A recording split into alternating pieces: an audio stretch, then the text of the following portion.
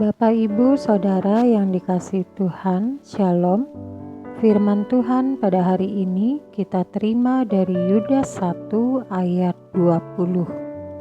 Akan tetapi kamu, saudara-saudaraku yang kekasih, bangunlah dirimu sendiri di atas dasar imanmu yang paling suci, dan berdoalah dalam Roh Kudus.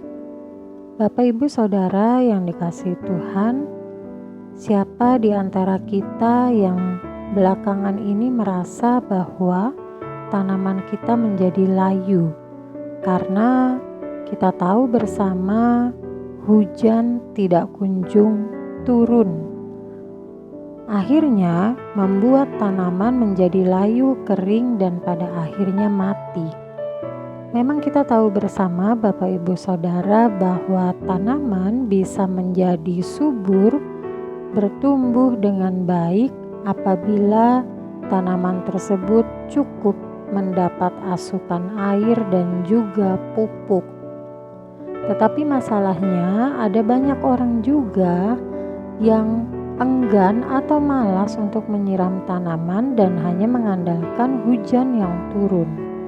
Lalu yang terjadi ketika akhir-akhir ini hujan jarang turun, maka tanaman menjadi kering, layu, dan mati. Nah, Bapak, Ibu, Saudara, tanaman saja harus diberikan pupuk, harus diberikan air yang cukup supaya ia dapat bertumbuh dengan baik.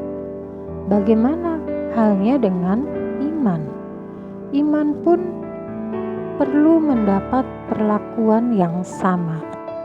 Jika iman itu tidak dipupuk dengan baik, jika iman itu tidak dijaga dan dipelihara dengan baik, iman itu akan semakin runtuh, pudar, dan akhirnya menjadi tidak ada gunanya. Kita mengatakan kita memiliki iman, tetapi mari kita bertanya, apakah iman yang kita miliki itu tumbuh dengan subur, atau justru iman kita menjadi layu, kering, dan akhirnya mati? Bapak, Ibu, Saudara, dalam bacaan hari ini, firman Tuhan mengingatkan kepada kita supaya kita membangun diri kita di atas dasar iman yang paling suci. Bukan hanya itu saja, kita juga diajak untuk senantiasa berdoa dalam Roh Kudus. Membangun iman di atas dasar yang paling suci, tentunya kita tahu bersama bahwa iman itu bisa terbangun dan bertumbuh dengan baik apabila yang menjadi sandaran kita adalah Tuhan. Kalau kita mau memelihara, menjaga iman kita untuk tetap bertumbuh dengan baik, mari kita miliki relasi yang baik terhadap Tuhan.